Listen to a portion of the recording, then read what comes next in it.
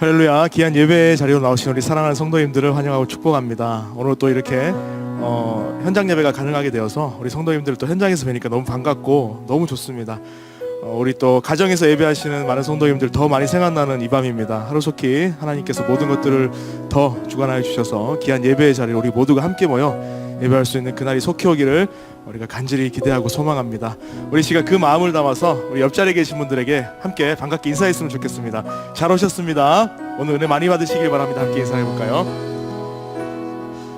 네, 이 시간 우리 함께 서로를 진심으로 축복하는 시간이 되었으면 좋겠습니다.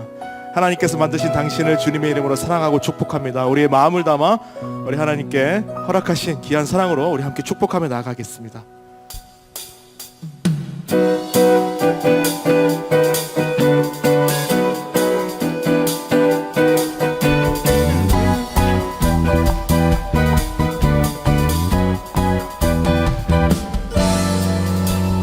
아주 먼 옛날 하늘에서는 당신을 향한 계획이 있었죠. 하나님께서 바라보시며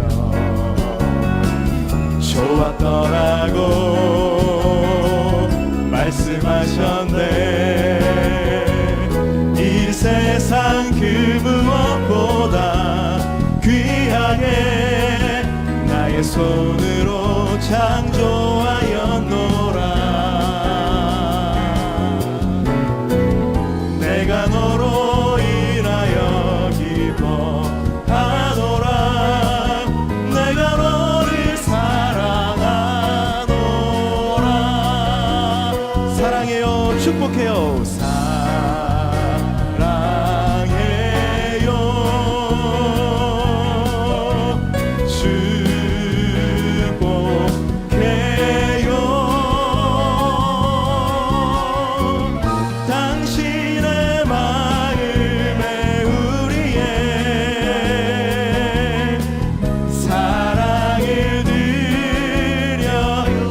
다시 한 번 더. 아주 먼 옛날 아주 먼 옛날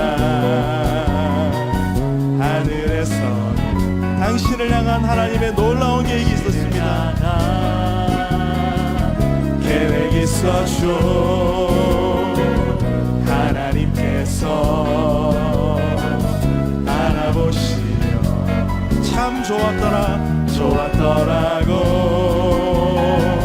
말씀하셨네. 이 세상 그 무엇보다 귀하게 나의 손으로 창조하였노라. 내가 너로 인하여 기뻐하노라. 내가 너를 사랑하노라. 우리 서로에게 사랑해요. 축복해요. 사랑해요.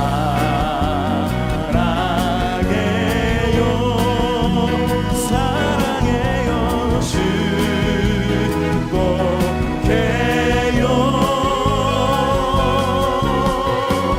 당신의 마음에 우리의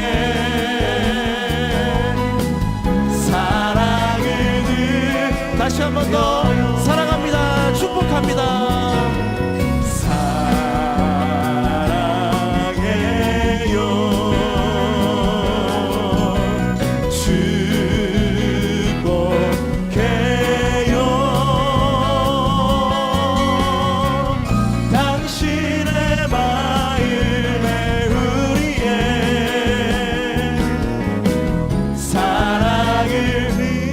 당신의 마음에 우리의 사랑으로 축복합니다. 당신의 마음에 우리의 사랑을 드려요. 할렐루야. 주님의 이름을 사랑하고 축복합니다. 이 시간 우리의 힘과 능력 되시는 그 주님의 이름을 크게 박수치며 함께 기쁨으로 찬양합시다. 오늘 우리를 독수리같이 세워주실 주님, 그 주님을 기대하며 나아갑니다.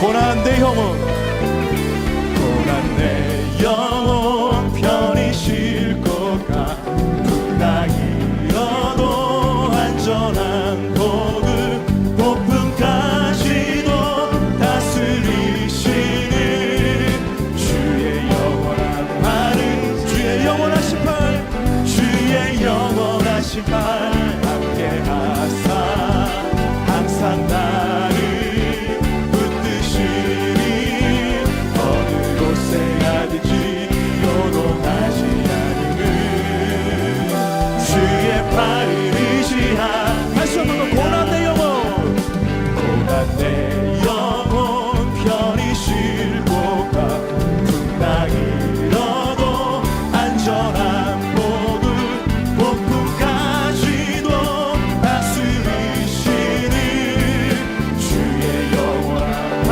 고백합시다. 주님의 영원하신 팔 주의 영원하신 팔 함께 하사 항상 나를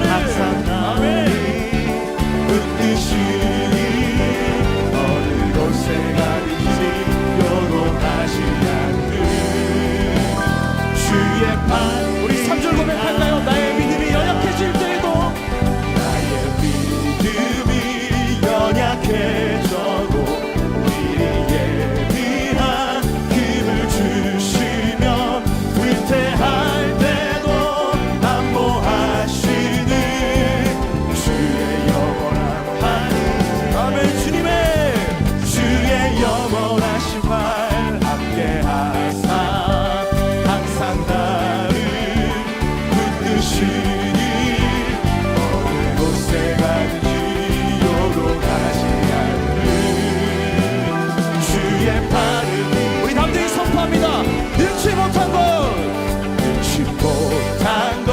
주께 없으니 나의 인생을 주께 맡기면 나의 모든 짐 대신 지시는 주의 다시 한 번 더 능치 못한 것 주께 없습니다.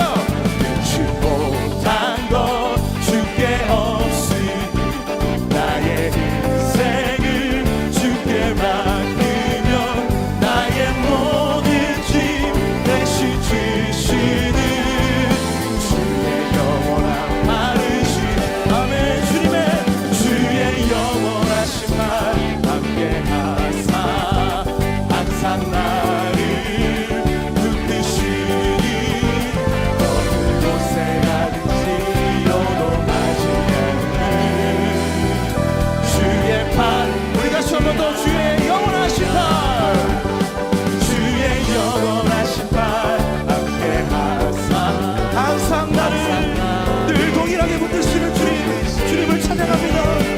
어느 곳에 가든지 요동하지 않는 주님 그리스도 고백합시다.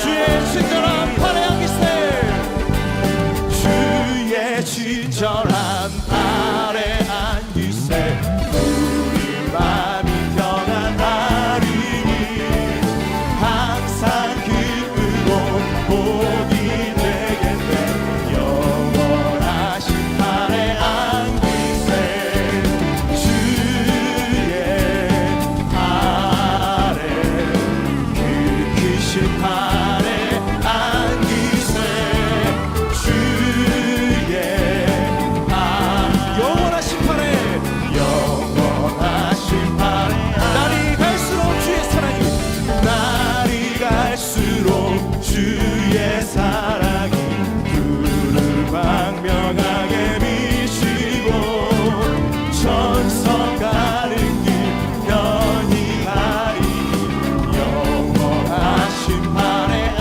주의 팔에 주의 팔에 그 크신 팔에 안기세 주의 팔에 다시 한 번 더 주님의 팔에 그 크신 팔에 안기세 주의 나를 가득 안으시는 그 넓은 품으로 우리가 다가가기 원합니다. 안기세 주의 영원하신 그 팔에 주의 보좌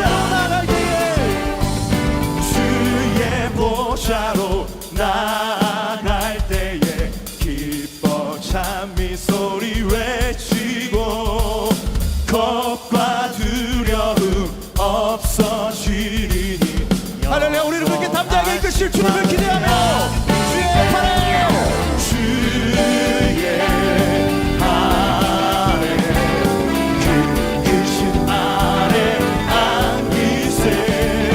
주의 아래 우리 더 임상의 마지막으로 주님의 팔에 그 크신 팔에 주의 팔에 그 크신 팔에 안기세. 주의 팔에 영원하신 팔에 안기.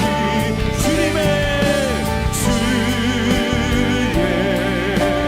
발 그 넓고 영원한 팔에 크신 팔에 안기세.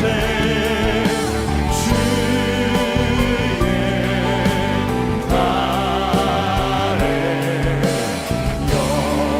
영원하신. 그리스도 고백합니다. 주님과 같이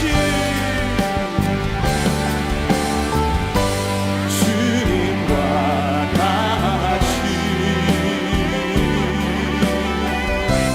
내 마음 만지는 분은 없네. 오랜 세월 찾아 나아왔네.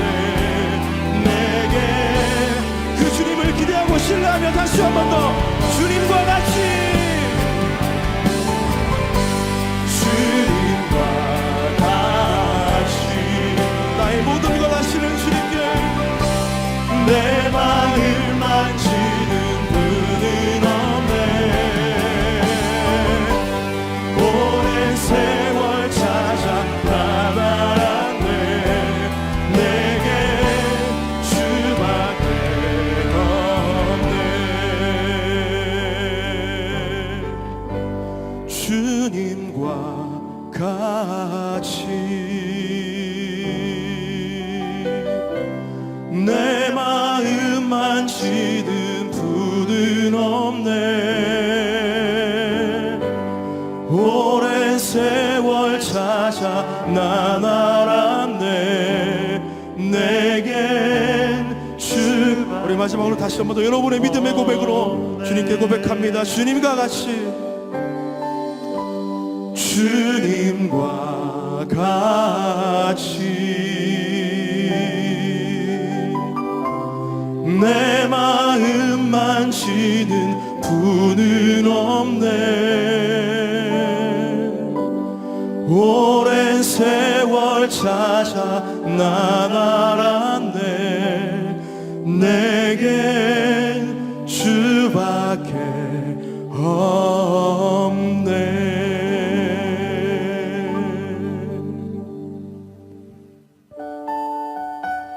우리 모든 거 아시는 주님께 우리가 마음의 중심을 다하여 그 주님을 의지하는 마음, 신뢰하는 마음으로 함께 찬양하며 나아갑시다. 고단한 인생길, 고단한 인생길, 힘겨운 오늘도 예수 내 마음 아시네.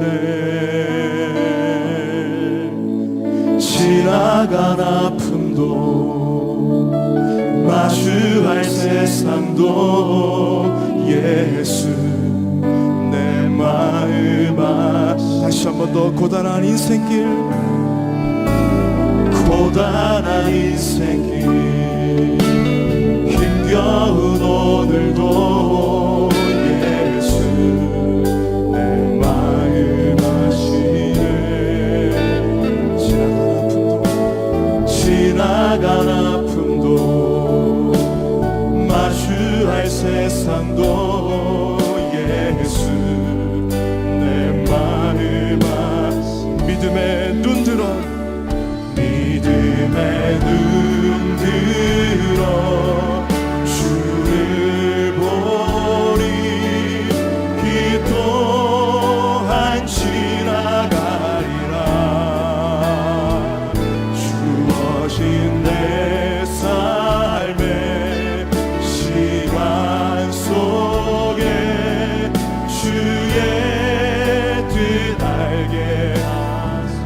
하루를 살아도 기쁨으로 가리 하루를 살아도 기쁨으로 가리 예수 늘 함께 하시네. 모든 것 다 주님께 맡기며 나갑시다. 후회도 염려도 온전히 맡기리 예수 늘 함께 믿음의 눈 들어 믿음의 눈 들어 주를 보리 이 또한 지나가리라 주어진 내 삶의 시간 속에 우리 목소리 높여 더 간절히 주님을 바라봅니다. 믿음의 눈을 들어 주님을 믿음의 눈 들어 주를 보리 이 또한 지나가리라 주어진 내 삶의 시간 속에 주의 우리 다시 한 번 더 나의 모든 것 되신 주님 주님만을 철저히 신뢰합니다. 믿음의 눈 들어 주님께 맡긴 나의 삶이 이 또한 지나가리라 주어진 내 삶의 시간 속에 주의 우리를 온전히 하시고 회복시킬 그 주님의 십자가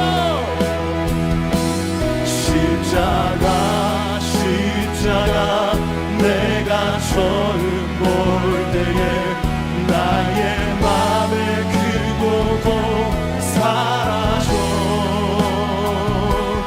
오늘 믿고서 내 눈 밝아내 참내 영원한 구세주 주님을 찬양합니다. 만왕의 왕 내 주께서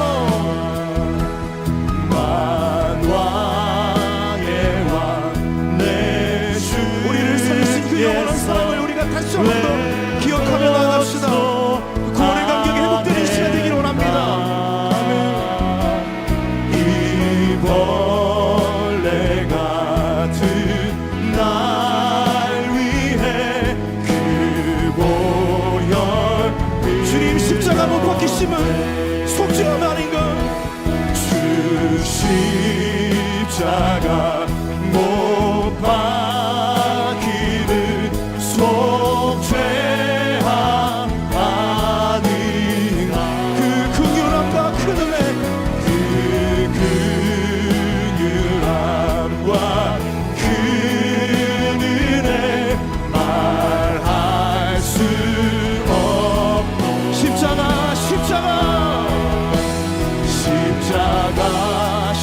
십자가 내가 처음 볼 때에 나의 맘의 근고도 사라져 오늘 믿고서 내 눈 밝아내 참 우리 소리 높여 우리를 구하신 주님의 놀라운 은혜를 찬양합니다. 늘 울어도 그 큰 은혜 늘 울어도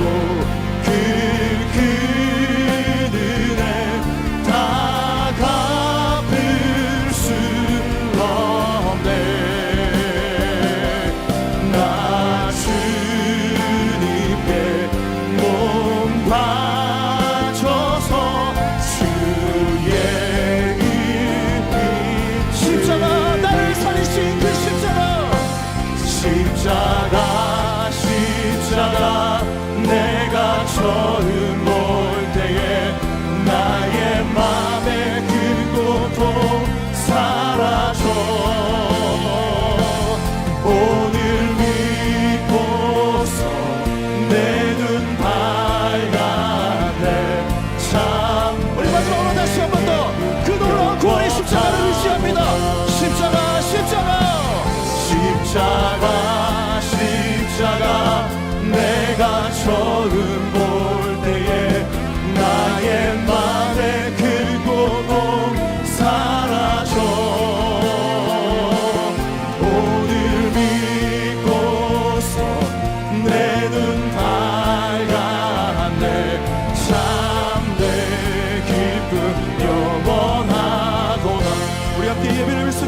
나아가기로 합니다. 나를 살리신 그 영원한 구원의 십자가, 그 영원한 사랑의 십자가, 그 구원의 감격이 다시 한 번 더 회복되어짐으로 말미암아 우리가 이 세상 가운데 승리할 수 있는 주님의 복되고 거룩한 자녀 될 수 있도록 주여 우리를 붙잡아 주시옵소서. 주여 오늘 밤 우리에게 은혜를 내려 주시옵소서. 이 시간 주님 한번 간절히 부르고 예배드리며 기도하며 나아갑니다. 주여 하나님 아버지, 주님의 은혜와 그 사랑을 의지하며 그 자비로운 주님 앞에 우리가 나왔습니다. 주님과 같은 분이 없음 우리가 믿음으로 고백합니다. 주님께 모든 것들을 맡겨드리고 우리가 이 시간 주님의 은혜를 구하며 기도합니다. 주여 잊어버렸던 구원의 감격과 그 놀라운 십자가의 사랑, 그 영원한 주님의 그 복음의 능력과 그 사랑의 회복을 다시 한 번 더 체험할 수 있는 이 밤 되어질 수 있도록 주여 우리에게 은혜를 내려 주시옵소서. 주님의 은혜가 아니면 단 한순간도 설 수 없는 나약하고 연약한 존재입니다. 주님의 은혜가 필요합니다. 주여 이 시간 성령이 임재하심으로 말미암아 우리에게 강건적으로 역사하여 주시고 말씀이 들려질 때에 깨닫게 하여 주시며 우리가 삶의 고백으로 살아낼 수 있는 믿음의 용기와 결단을 오늘 이 밤 우리에게 충만히 회복시켜 주시옵소서. 우리의 모든 것 되신 주님, 주님만이 우리의 전부가 되심을 기억합니다. 인정합니다. 주님을 신뢰합니다. 주여 이 시간 역사하여 주시고 주님 앞에 나갈 때에 능력으로 붙들어 주시옵소서. 주님을 기대하고 신뢰하며 나아갑니다.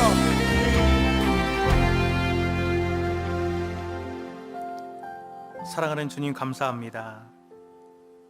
저들의 연약함을 무시하지 않으시고 또 멸시하지 않으시고 오히려 연약할수록 귀히 여겨주셔서 성령으로 주님의 기다려 주심으로 또 인도해 주심으로 저희들 오늘에까지 이르게 하시니 감사를 드립니다. 하나님이 저녁에 주님께서 주시는 말씀과 또 주님과 함께 대화하는 기도의 시간으로 주님의 인도하심을 받고자 하오니 하나님 우리 성도님들을 기억해 주시고 저희들에게 은혜를 베풀어 주옵소서. 의지하고 위탁을 드리며 예수님의 이름으로 기도합니다. 아멘. 예, 반갑습니다. 우리 성도 여러분. 예, 저희가 방역 지침이 내려가서 이렇게 저희가 첫 또 대면 예배로 같이 함께 이렇게 온라인과 현장에서 함께 할 수 있는데요. 같이 우리 반갑게 옆에 있는 분들 눈빛으로라도 반갑습니다. 같이 이렇게 인사하셨으면 좋겠습니다. 반갑습니다. 하나님 말씀 같이 보고 이 말씀 가지고 우리가 함께 기도하는 시간으로 이어지도록 하겠습니다. 하나님 말씀 사무엘상 24장 1절부터 7절까지 말씀 저 성도님들이 한 절씩 교독하고 마지막 절은 같이 함께 보도록 하겠습니다. 사무엘상 24장 1절 말씀 제가 먼저 봉독합니다.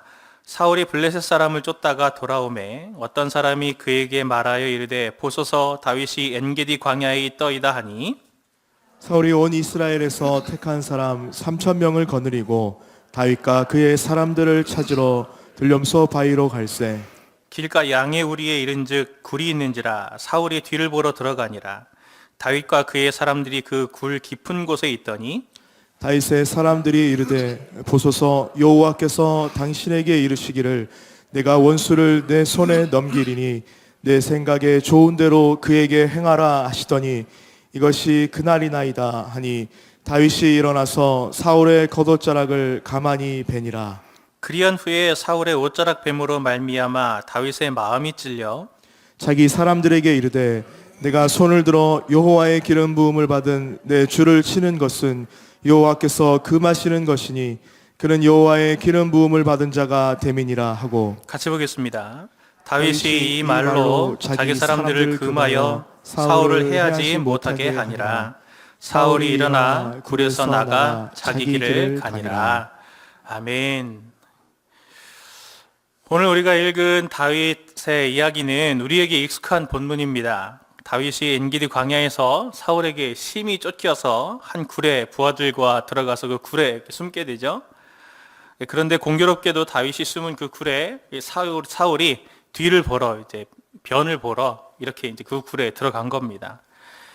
다윗의 부하는 이게 하나님께서 다윗에게 주신 결정적인 기회다. 다윗의 원수인 이 사울을 하나님께서 당신에게 맡기신 것이니 오늘 그 대적인 사울을 물리칠 그날입니다 라고 이제 4절에 그렇게 얘기를 하죠. 다윗이 그 말을 듣고 사울의 겉옷 자락만 이렇게 베고 사울을 죽이지 않은 유명한 이야기를 오늘 우리가 본문을 통해서 보았습니다. 엔게디 굴에서 부하가 하는 말은 맞습니다. 그렇죠? 상황도 보면 하나님이 정말 주신 절호의 기회인 것 같고, 또 부하가 하는 말도 명분이 분명히 있는 말입니다. 그런데 다윗은 왜 사울을 죽이지 않았을까? 왜 다윗은 이런 결정을 했을까? 그걸 한번 좀 생각해 보고 싶었습니다. 최근에 이 코로나 상황 때문에 교회와 또 성도님들이 많이 위축이 된다는 소식들을 계속 들립니다. 이게 코로나 방역 때문에 원치 않게 또 지역 주민들에게 피해를 주고 교회가 그런 부분들에 모범이 되지 못한 부분들로 인해서 참 가슴 아픈 소식들이 계속 들려지고 있는데, 제가 어떤 교육자를 통해서 우리 성도님들이 그런 일들을 당하고 있다는 구체적인 얘기를 제가 듣고 되게 마음이 아팠거든요. 이게 뭐냐면, 한참 그것으로 인해서 참 어려움이 있을 때 직장에 이렇게 갔는데, 거기 어떤 분이, 직장 동료가 우리 성도님을 이렇게 보면서 너도 혹시 교회 다니니? 이제 이렇게 물어봤다는 거죠. 그래서 순간 움찔해가지고, 움찔해서 나도 교회 다닌다. 나도 예수 믿는다. 이렇게 얘기하면서, 그랬더니 시선이 굉장히 싸늘하더라는 거예요. 그래서 우리 교회는 그런 교회가 아니다. 바로 우리 교회는 그런 교회가 아니고, 방역 시스템을 잘 지키고, 또 이렇게 계속 선제적으로 잘 이렇게 대응을 했다. 그랬더니, 마음이 딱 녹아지지 않고, 더 싸늘한 눈빛으로 쳐다보면서, 니네 교회가 일부야. 니네 교회가 일부야. 다른 교회들은 안 그래. 또 그런 얘기들을 또 했다는 거예요.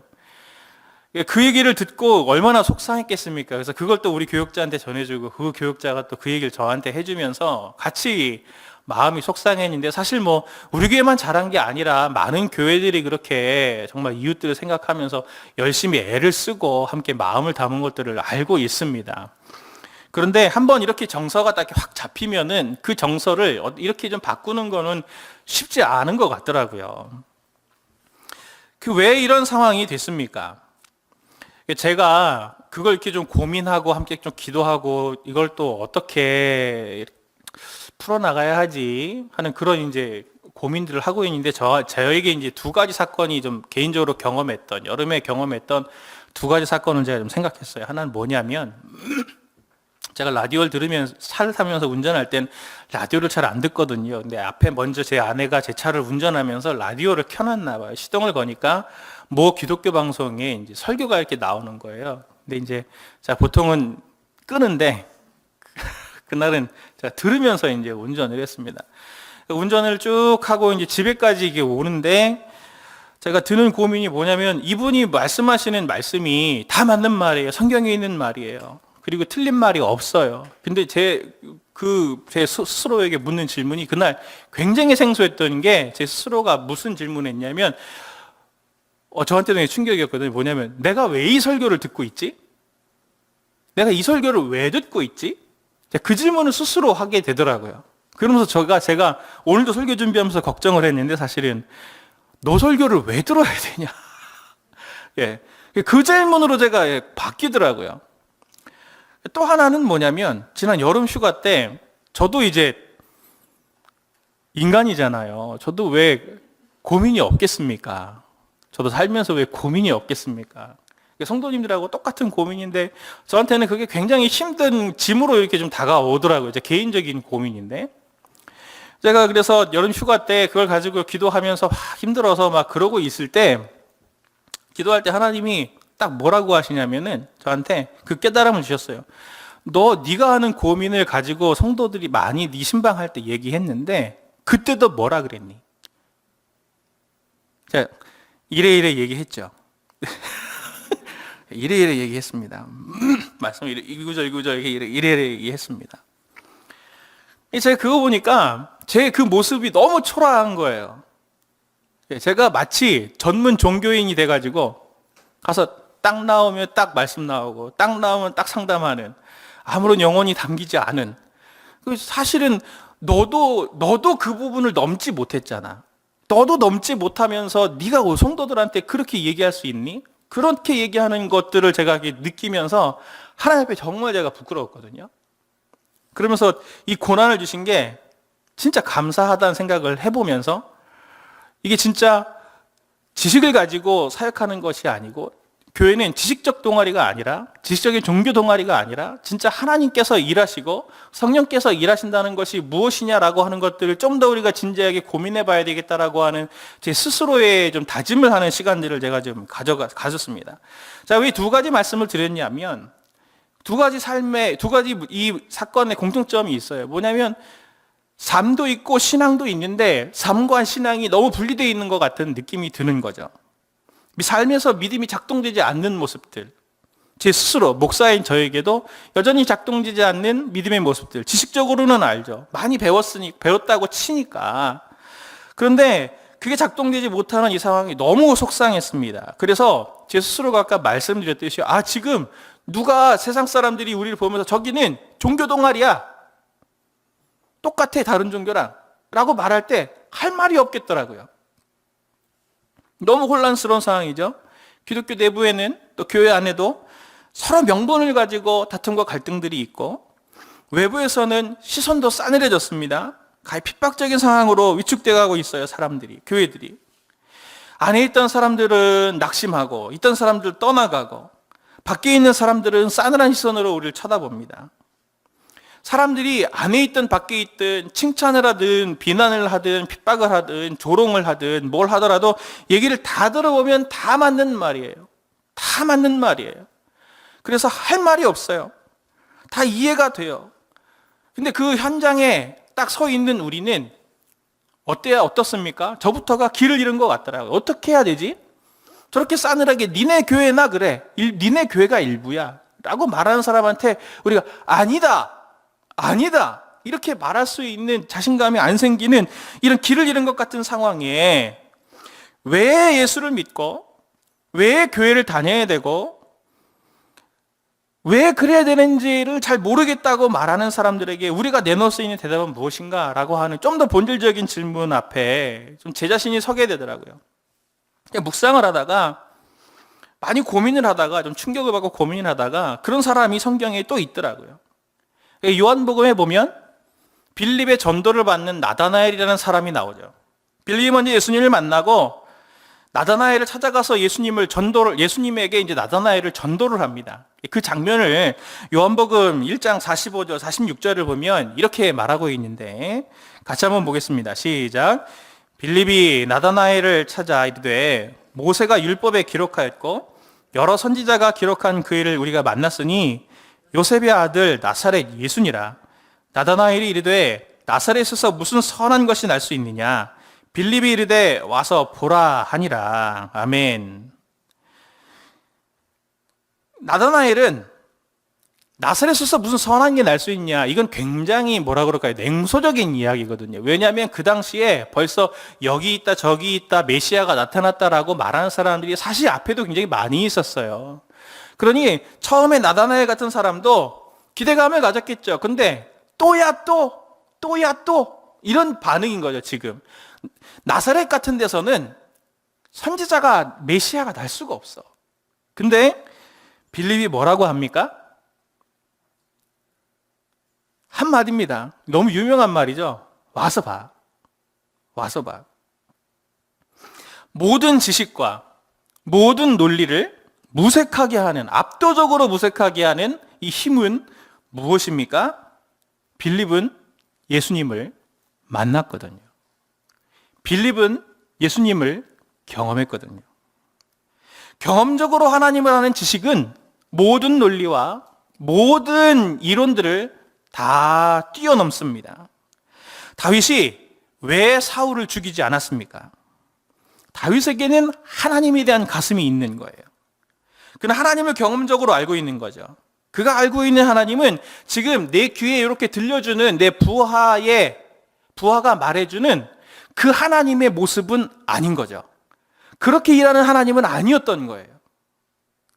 다윗에게는 이 묵직한 무거움이 있습니다.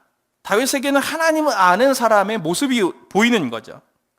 하나님을 경험적으로 아는 삶의 모습, 우리가 그것을 좀 더 오늘 이 다윗에 대한 본문을 가지고 묵상해 볼 수 있다면, 깨달을 수 있다면, 거꾸로 우리가 하나님에 대한 경험이 좀 부족하다 할지라도 이러한 모습들을 통해서 하나님을 더 깊게 알아가야 되겠다라고 하는 우리의 삶에 새로운 도전들이 일어날 줄 믿습니다. 하나님을 경험적으로 아는 사람들의 삶의 모습에 구체적인 세부적인 모습들은 어떤 것이 있냐면 첫 번째로는 겸손이 나타난다라고 하는 것입니다. 겸손. 우리 겸손 그러면 겸손을 어떤 걸로 압니까? 예. 오늘도 제가 요 분홍색 넥타이를 메고 왔는데 저한테 안 어울리는 색깔이거든요. 예. 제가 오늘 넥타이를 안 가져와서 남아있는 넥타이를 제가 한 건데 담임 목사님이 저한테 오늘 새신랑 같네 라고 칭찬을 해주셨어요. 좋게 안 어울린다는 얘기를 해주신 건데 예. 제가 그럴 때 목사님 아닙니다. 이 겸손입니까 이게? 우리 누가 칭찬하면은 그거 아닙니다. 이게 약간 유교적인 문화에서는 이렇게 얘기하는 게 겸양이고 이게 또 이게 겸손이다, 미덕이다 이렇게 생각을 하잖아요. 겸손은 칭찬할 때 아닙니다. 몸을 낮추고 하는 그게 겸손입니까? 우리는 자주 사울과 다윗을 비교하면서 사울은 처음엔 겸손했다가 교만해진 사람으로, 그리고 다윗은 끝까지 겸손했던 사람으로 우리가 알고 있는데 19세기 남아공의 목사님이고 또 성자로 추앙받았던 앤드류 머레이라는 목사님이 쓰신 조그만한 책인 겸손이라는 책이 있습니다. 굉장히 나온 지 오래된 책인데 이 책은 한번 나중에 꼭 한번 읽어보세요. 이 책은 정말 좋은 책이고 여러 번 읽으실수록 정말 이렇게 보시는 맛이 있습니다. 이 책을 한번 꼭 읽어보시면 앤드류 머레이 목사님이 겸손이라는 말을 이렇게 설명하고 있습니다. 제가 자막으로 좀 부탁을 드렸는데요. 겸손이란 다름 아닌 피조물로서 자신의 진정한 위치를 인정하고 하나님께 하나님의 자리를 바치는 것. 뭐라고요? 겸손이란 다름 아닌 피조물로서 자신의 진정한 위치를 인정하고 하나님께 하나님의 자리를 바치는 것. 그리고 또 다른 내용에서 이렇게 얘기합니다. 겸손은 자신의 모습 그대로 기꺼이 알려질 의지가 있는 것. 교만은 자신이 아닌 것으로 알려지기 위해 노력하는 것이라고 얘기하고 있습니다. 그러니까 앤드류 머레이의 겸손의 정의를 한마디로 딱 잘라서 얘기를 하면 겸손은 자신의 위치를 잃지 않는 것입니다. 자신의 위치를 벗어나지 않는 것이에요. 하나님께서는 우리의 상황을 종종 바꾸시기도 하시고 하나님께서는 우리의 모든 상황들 가운데 복만이 아니라 때로는 환난과 고난과 같은 역경들을 허락하실 때가 있습니다. 상황과 환경들을, 사건들을 통해서 우리에게 도전을 주실 때가 있죠. 문제는 감당하기 어렵거나 환난 같은 것들이 우리의 삶에 있을 때 대체적으로 사람들은 두 가지 반응을 보입니다. 첫 번째는 거의 알러지적인 반응을 보이는데 그게 뭐냐면 곧바로 그 상황에 대해서 곧바로 대응을 하려고 하는 거죠. 두 번째는 어떤 반응이냐면 해결하려고 하는 반응입니다. 재빨리 문제를 대안을 가지고 해결해 버리려고 하는 그런 반응들을 보이는 거죠. 그래서 고민해 보지 않고 조금 더 이 의미나 이런 것들 생각해 보지 않고 고난과 환난과 어려움은 최대한 빨리 없애버리는 게 최선이야 라고 하는 생각을 가지고 나아가는데 그러한 것들이 결국에는 고통과 고난을 더하는 경우들이 많습니다. 그런데 그럴 때 숨겨진 위험이 있어요. 무엇이냐면 우리는 상황 속에서 신속한 대안을 가지고 이 고난과 환난을 빠져나오려고 하는데 그 속에 숨겨져 있는 것이 무엇이냐면은 자기 스스로 이 고난의 상황을 구원해내려는 자기 구원 의지, 그리고 내가 이 모든 상황을 통제할 수 있어, 탈출해낼 수 있어 라고 하는 자기 왕권 행사하려고 하는 의지가 사실은 그 바탕에 이렇게 깔려 있습니다. 앞에서 겸손이 뭐라 그랬습니까? 자기 자신의 위치를 잃지 않는 것, 벗어나지 않는 것이 겸손이라 그랬습니다. 결과적으로 겸손한 사람은 상황과 사건에 빠질 때 그것에 빠져서 매여 있거나 그렇게 그것에 얽매이는 사람이 아니라 오히려 그러한 상황이 있을 때 우리의 주인 되시는 하나님께 고개를 들고 하나님께 이 나에게 당한 상황과 환경과 의미에 대한 것들, 그리고 이 모든 것들에 대한 탈출구를 하나님께 구하고 도움을 청하는 시선듬의 행동들이 있는 사람이 결국 겸손한 사람들인 거죠. 시편 123편 1절부터 4절 말씀은 시편 기자가 이렇게 말합니다. 하늘에 계시는 주여, 내가 눈을 들어 주께 향하나이다. 상전의 손을 바라보는 종들의 눈같이, 여주인의 손을 바라보는 여종의 눈같이 우리의 눈이 여호와 우리 하나님을 바라보며 우리에게 은혜 베풀어 주시기를 기다리나이다. 여호와여, 우리에게 은혜를 베푸시고 또 은혜를 베푸소서. 심한 멸시가 우리에게 넘치나이다. 안일한 자의 조소와 교만한 자의 멸시가 우리 영혼에 넘치나이다. 사람들의 비난과 멸시와 핍박과 이러한 한계적인 상황이 있을 때 이 시편 기자가 하는 것은 디펜스하는 게 아닙니다. 변명하는 게 아닙니다. 토론하는 것 방식이 아니라 하나님께 시선을 들고 하나님께 우리에게 은혜 베풀어 주시기를 기다리나이다 라고 하는 종된 자세를 가지고 있는 것을 우리가 잘 묵상해 볼 필요가 있는 거죠. 끊임없이 여러 상황 속에서 우리 자신의 위치를 확인하면서 최선을 다하되 내가 해야 될 그것 이상의 일들을 하지 않고 하나님 노릇을 하지 않고 하나님께 이 모든 상황을 위탁드리는 이러한 겸손의 모습이 사실은 우리에게 필요한 모습입니다. 두 번째로 하나님을 경험적으로 아는 삶의 모습의 두 번째 모습은 무엇이냐면 위탁과 위탁에서 오는 기다림이 나타난다라고 하는 것입니다. 오늘 우리가 보는 본문의 다윗의 상황은 그의 인생에서 사울이 가장 위기의 상황이었던 것입니다. 오죽하면 피할 곳이 없어서 구레까지 숨었겠습니까? 거긴 도망칠 데가 없는 곳인데 딱 걸리면 도망칠 데가 없이 꼼짝없이 잡히는 곳입니다. 그런데 딱 보면 그 부하의 말처럼 그 위기가 기회가 된 거죠. 예, 혼자서 그것도 사울이 혼자서 그것도 무방비 상태, 무장 해제된 상태로 지금 모르고 거기 지금 있습니다. 다시 오지 않을 완전한 기회예요. 그런데 다윗은 그 기회를 버리는 모습을 보이고 있습니다. 어떻게 그것이 가능할 수 있었을까? 다윗의 부하의 말을 한번 들어보십시오. 오늘 본문의 말씀이죠. 다윗의 사람들이 이르되, 한 명이 아닙니다. 사람들이죠. 다윗의 사람들이 이르되 보소서, 여호와께서 당신에게 이르시기를 내가 원수를 내 손에 넘기리니 내 생각에 좋은 대로 그에게 행하리라 하시더니 이것이 그날이니이다 하니. 다윗의 부하들은 내 생각에 좋은 대로를 강조합니다. 한편 다윗은 어떻습니까? 사무엘상 24장 6절의 말씀 보면 다윗이 이렇게 말하죠. 자기 사람들에게 이르되 내가 손을 들어 여호와의 기름 부음 받은 내 줄을 치는 것은 여호와께서 금하시는 것이니. 사무엘상 24장 10절에도 다윗이 사울에게 이렇게 얘기합니다. 오늘 여호와께서 굴에서 왕을 내 손에 넘기신 것을 왕이 아셨을 것이니이다. 어떤 사람이 나를 권하여 왕을 죽이라 하였으나 내가 왕을 아껴 말하기를 나는 내 손을 들어 내 줄을 해하지 아니하리니 그는 여호와의 기름 부음 받은 자이기 때문이라 하였나이다. 다윗에게 사울은 그 삶과 고난을 주는 가장 근원적인 원인입니다. 다윗을 따르는 사람들은 내 생각에 좋은 대로, 내 생각에 좋은 대로라고 내 생각을 강조하지만 다윗은 내가 손을 들어 하지 않겠다. 내가 손을 들어 하지 않겠다. 하나님께서 하실 것이다 라고 하는 위탁이 일어나는 모습을 볼 수 있습니다. 다윗이 사울을 죽이지 않고 옷자락만 베는 이 행동을 본 다윗의 부하들은 어땠을 것 같습니까? 속이 터졌겠죠. 속이 터졌을 것 같아요. 지금 엄청 고난을 지금 당하고 있고 수시로 쫓겨다니는데 이거 끝나지 않잖아요. 고난 끝 행복 시작의 기회를 이렇게 쉽게 버리는 이 다윗의 바보 같은 행동을 누가 이해할 수 있습니까? 근데 다윗은 어떻게 그 절체절명의 기회를 이렇게 쉽게 버릴 수 그리고 포기할 수 있었습니까? 성도님들이 사실은 저희 교육자들보다 훨씬 더 많이 치열하게 사는 것을 가면서 저는 계속 더 느끼게 됩니다. 그러면서 더 귀하게 생각이 들어요. 매일 경쟁사회 속에서 사시잖아요. 치열하게 살다 보니 삶 자체가 그야말로 전쟁터인데 매일 살면서 치열하게 기회를 놓치지 않으려고 세상에서는 수단과 방법을 가리지 않습니다. 다가온 기회는 절대 놓쳐서는 안 되는 거죠. 근데 다윗을 보십시오. 한가한 얘기하고 있는 거예요, 지금. 그런 입장에서 보면 다윗은 한가한 사람이에요. 순진한 사람이죠. 너무 태연해요.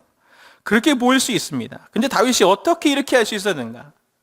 다윗에게 우리에게 없는 금옷이 있지는 않겠습니까? 다윗에겐 무엇이 있냐면 현상 뒤에 이면을 보는 영적인 통찰력이 있습니다.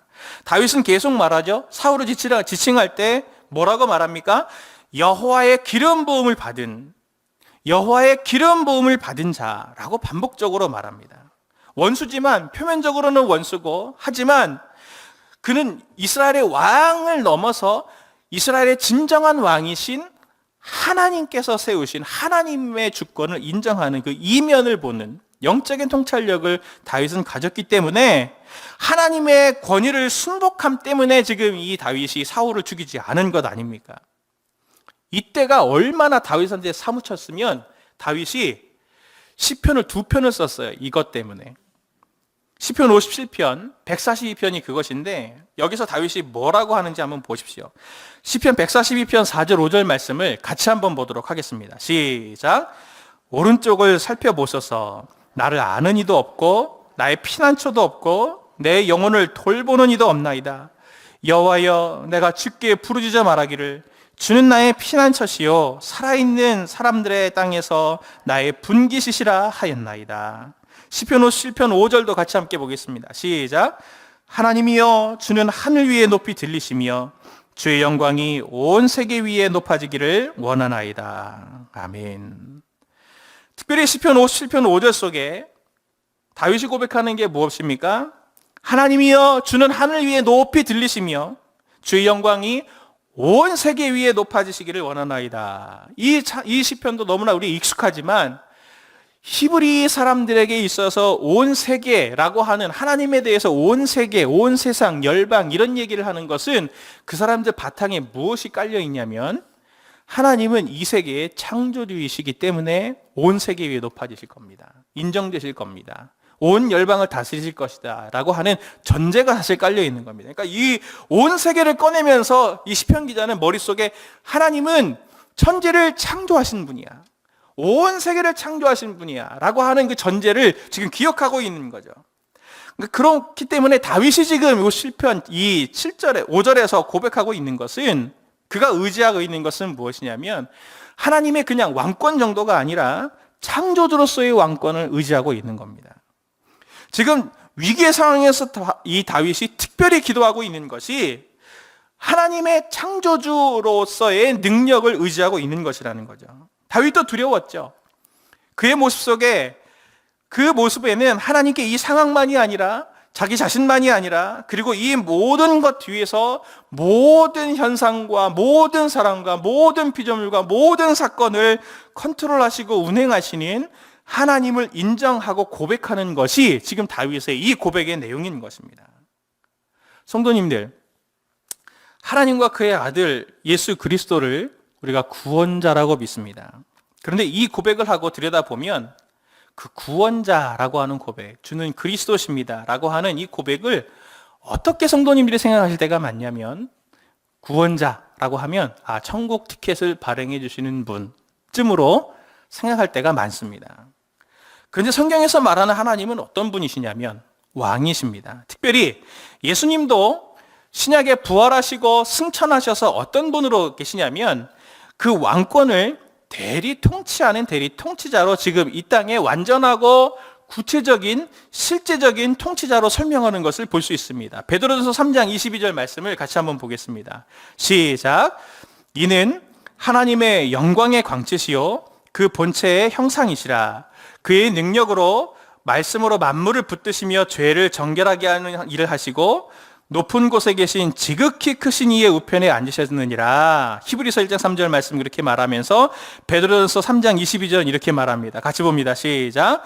그는 하늘에 오르사 하나님 우편에 계시니 천사들과 권세들과 능력들이 그에게 복종하느니라. 아멘. 하나님 우편에 계시다고 하는 것은 하나님 우편에서 대리 통치하신다는 말씀이거든요. 그분이 지금도 우리를 실제적으로 다스리고 있다라고 하는 것을 믿는 것이 우리의 믿음의 가장 큰 핵심입니다. 다윗이 순진하고 세상 물정 몰라서 지금 그렇게 하고 있는 것이 아니라, 다윗은 자기 자신의 위치를 지금 정확하게 알고 있는 거예요. 하나님, 저는 피조물입니다. 당신은 세계의 주인이십니다. 당신이 지금 저를 다스리고 있습니다. 내가 당신의 손 아래 있습니다. 당신의 손에 저를 맡깁니다 라고 하는 것을 지금 고백하고 있는 것이죠. 성도님들, 하나님의 창조의 특징이 무엇입니까? 하나님의 창조의 특징. 하나님의 창조의 특징은 무에서 유를 창조하시는 것입니다.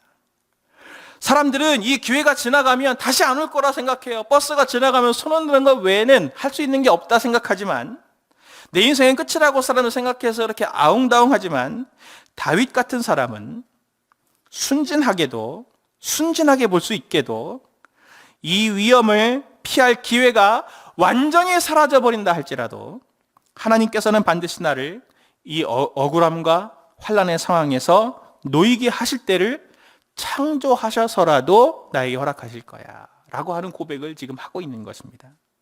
이러한 비슷한 고백을 히브리서 11장 17절에서 19절에 아브라함의 예를 들어서 설명하고 있는 것을 볼 수 있습니다. 아브라함은 시험을 받을 때에 믿음으로 이삭을 드렸으니 그는 약속을 받은 자로 돼 그 외아들을 드렸느니라. 그에게 이미 말씀하시기를 내 자손이라 칭할 자는 이삭으로 말미암으리라 하셨으니 그가 하나님이 능히 이삭을 죽은 자 가운데서 다시 살리실 줄로 생각한지라. 비유컨대 그를 죽은 자 가운데서 도로 받은 것이니라. 아브라함이 이삭을 잡으면 이 아들은 죽겠지만 하나님은 창조의 능력으로 이 아들을 다시 살리실 거야 라고 하는 그 마음으로 이삭을 잡으려고 했다는 얘기를 지금 히브리서 기자가 하고 있지 않습니까? 우리가 살다 보면 매우 혼란하고 불안하고 절망적인 상황이 생길 수 있습니다. 지금이 그런 상황일지 모르겠어요.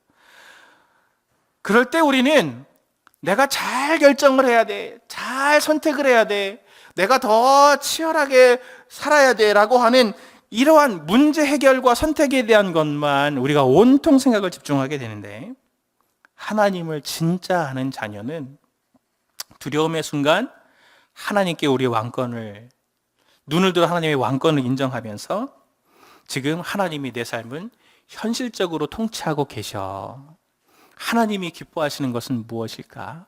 하나님이 기뻐하시는 것대로 내가 순종해야지 라고 하면서 하나님께 자꾸 눈을 들고 그분께 자꾸 호흡하면서 함께 나와 내 주변을 향하신, 나에게 이런 환난과 이런 어려움과 또 이런 상황을 만들어내신 하나님의 선하신 뜻이 있음을 믿고 그분을 신뢰하면서 위탁하며 기다리는 모습이 있게 되는 것입니다.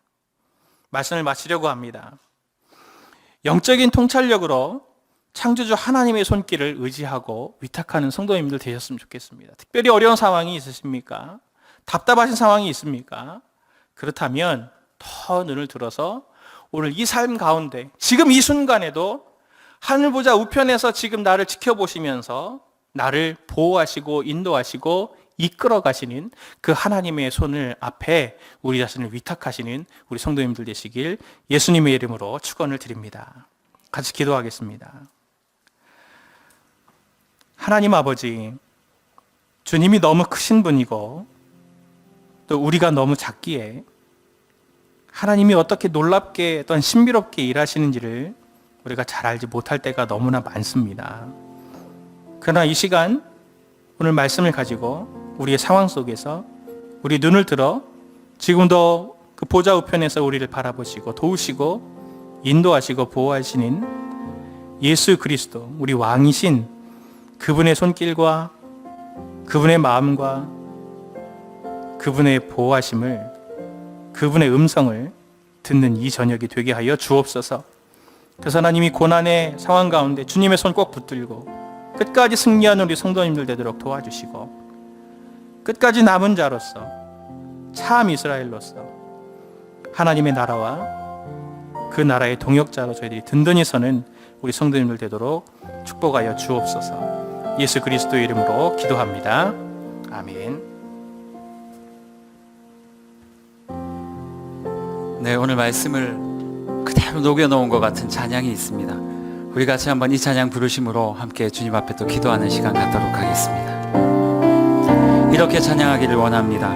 둘러봐도 보이지 않고, 둘러봐도 보이지 않고, 막혀버린 삶의 현실들, 막혀버린 삶의 현실들, 가슴 속에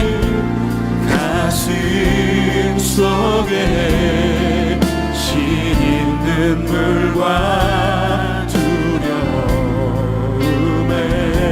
지쳐버린 내 삶, 지쳐버린 내 삶, 아픔 속에 서 있는 내게 속에 서 있는 내게 안타까워 손 내미시네. 안타까워 손 내미시네. 눈을 드니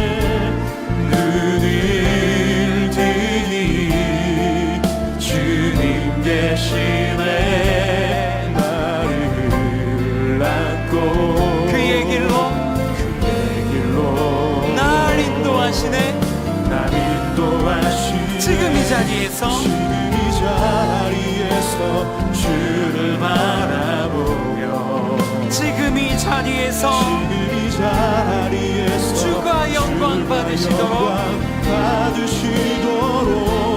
주께 승복하리라. 주께 나가리라. 지금 이 자리에서 사랑을 우리 다시 한 번 더 고백합니다. 둘러봐도 보이지 않고 둘러봐도 보이지 않고 막혀버린 삶의 현실들, 막혀버린 삶의 현실들 가슴 속에 시린 눈물과 가슴 속에 시린 눈물과 두려움에 지쳐버린 지쳐버린 내 삶 아픔 속에 서 있는 내게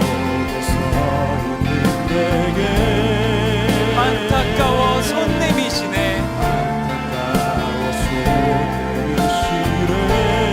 눈을 드니 거기 주님이 계십니다. 나를 안고 그의 길로 날 인도하시네. 지금 이 자리에서 주를 바라보며 지금 이 자리에서 주와 영광 받으시도록 주께 승복하리라. 주께 나가리라. 지금 이 자리에서 살아내리라. 우리 같이 한번 기도하기를 원합니다. 사실 오늘 말씀 속에 거하는 다윗은 너무나도 처절한 고통 가운데 있었습니다. 저 사울만 없애면 내가 이 고통 가운데 벗어날 수 있었는데, 저 사울만 없애면 내가 하나님 앞에서 또 평안함을 누릴 수 있었지만, 다윗이 바라봤던 건 뭡니까? 하나님이셨습니다. 하나님, 당신이 명하신다면 내가 이 고통 속에서 벗어나겠나이다. 우리 같이 한번 기도할 때, 하나님, 오늘도 너무나도 힘겨운 하루를 살았지만 우리가 내 손으로 이 고통을 이겨내는 자가 되지 않게 하시고, 오직 하나님을 바라봄으로 말미암아 오직 하나님으로 인하여 고통을 이겨내는 우리가 되게 하시고, 하나님의 능력을 구하며 살아가는 우리가 되게 하여 주옵소서. 하나님, 새생명 축제가 진행되고 있습니다. 하나님, 이 축제를 통하여 하나님 영광 받아 주옵시고, 이 축제를 통해 나처럼 하나님이 필요한 백성들에게 하나님을 바라볼 수 있는 은혜가 주어지게 하여 주시옵소서. 우리 같이 한번 주의 이름 찾고 간절히 기도합니다. 주여, 아버지 하나님, 우리를 주시기를 원합니다. 아버지 하나님, 우리에게 은혜 주시기를 원합니다. 하나님이 너무나도 막막한 인생을 살아가고 있는 우리 가운데 아버지 하나님의 주의 은혜를 다시 한번 경험하게 하시고, 아버지 하나님의 나의 힘으로 고난을 이겨내고 나의 힘으로 고통을 승리하는 자가 되지 않게 하시고, 오직 나를 통하여 일하고 계신 하나님을 바라보게 하시고, 아버지 하나님의 하나님으로 말미암아 주님 앞에 온전히 설 수 있는 우리가 되게 하여 주시옵소서. 아버지 하나님이 우리를 불쌍히 여겨주시옵소서. 하나님이 우리의 눈을 들게 하여 주시옵소서. 나를 안고 걸어가시는 하나님을 기대하게 하여 주시기를 원합니다. 아버지 하나님이여, 다윗처럼 하나님만 바라볼 수 있고, 아버지 하나님이 다윗처럼 주의 음성을 듣고 걸어가는 우리가 되게 하소서. 아버지 하나님, 역사하여 고쳐주시옵소서. 성령 하나님, 우리를 불쌍히 여겨주시옵소서. 성령 하나님, 우리를 불쌍히 여겨주시옵소서. 지금 이 자리에서 하나님만 영광 받아 주옵시고 아버지 하나님이여 주님을 인도하는 우리의 삶을 통하여서 오직 하나님께만 영광을 주시고 아버지 하나님이여 주님께만 영광을 드리시게 하여 주시옵소서. 아버지 하나님 아버지 하나님 역사하여 주시옵소서. 하나님 역사하여 주시옵소서. 하나님 역사하여 주시옵소서. 하나님 역사하여 주시옵소서. 하나님 역사하여 주시옵소서. 하나님의 베풀어 하나님 역사하여 주시옵소서. 하나님이여 우리를 아버지 하나님 은혜 베풀어 하나님 역사하여 주시옵소서. 하나님 역사하여 주시옵소서. 하나님 아버지 하나님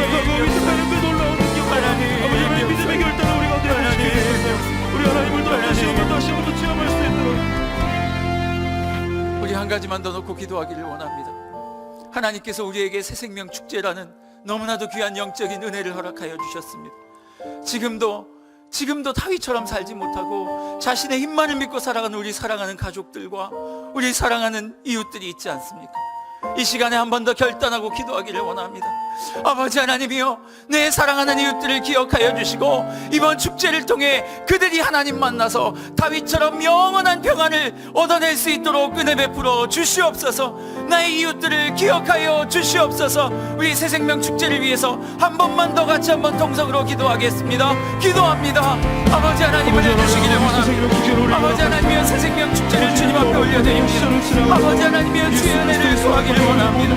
하나님이여 나의 사랑하는 자녀들이 아버지 하나님이여 나의 사랑하는 백성들이 아버지 하나님을 알지 못하고 자신의 힘으로 고난을 이겨내려고 애쓰고 있지 않습니까? 아버지 하나님이 이번 주일 우리 다진 목사님을 붙잡아 주시고 하나님이여 이 예배를 붙잡아 주셔서 아버지 하나님의 모든 백성들이 하나님 앞에 나와 아버지 하나님의 놀라운 은혜를 경험하며 다시 한번 주님 앞에 나아갈 수 있도록 도와주시고 아버지 하나님의 이 백성들이 하나님과 동행하며 모든 연약함들을 극복하며 살아갈 수 있도록 아버지 하나님 은혜 베풀어 주시옵소서. 아버지 하나님 긍휼히 여겨 주시옵소서. 아버지 하나님의 이 축제를 주님 앞에 올려드리기를 원하오니 아버지 하나님 은혜 베풀어 주시옵소서. 아버지 하나님 역사하여 주시기를 원합니다. 하나님 역사하여 주시기를 원합니다. 하나님 역사하여 주시기를 원합니다. 하나님 주의 은혜로 아버지 하나님 주의 은혜로 아버지 하나님의 성령의 기름 부으심으로 사랑하는 우리의 청년들이 사랑하는 우리의 가족들이 사랑하는 우리의 가족들이 하나님 앞에 돌아오겠습니다. 아버지 하나님 역사하여 주시고 하나님 사랑의 하나님, 오늘 다윗의 고뇌가 우리 안에 있음을 고백합니다. 하루하루를 버텨내고 살아가는 것이 너무나도 힘들고 고통스러움을 주님 앞에 고백합니다. 그래서 때때로는 내 힘으로 그것들을 이겨내려고 잠시 주님을 떠나보기도 하고 내 힘으로 그것들을 이겨보려고 여러 가지 행동을 하지만 그 고통을 이기게 하시는 분은 오직 하나님이심을 다시 한번 고백합니다. 우리의 눈이 온전히 주님 앞에만 집중되게 하시고 주님, 다시 한번 주님으로 말미암아 오늘 하루를 살아내는 힘을 얻는 우리가 되게 하여 주옵소서. 그렇게 버텨내는 하나님의 백성들이 될 수 있도록 주여 역사하여 주시옵소서. 예수님의 이름으로 기도합니다. 아멘. 우리 같이 하나님께서 우리에게 주신 주기도문으로 오늘 예배를 마치도록 하겠습니다. 하늘에 계신 우리 아버지여, 이름이 거룩히 여김을 받으시오며 나라의 임하옵시며 뜻이 하늘에서 이룬 것 같이 땅에서도 이루어지이다. 오늘날 우리에게 일용할 양식을 주옵시고 우리가 우리에게 죄 지은 자를 사하여 준 것 같이 우리의 죄를 사하여 주옵시고 우리를 시험에 들게 하지 마옵시고 다만 악에서 구하옵소서. 대개 나라와 권세와 영광이 아버지께 영원히 있사옵나이다. 아멘.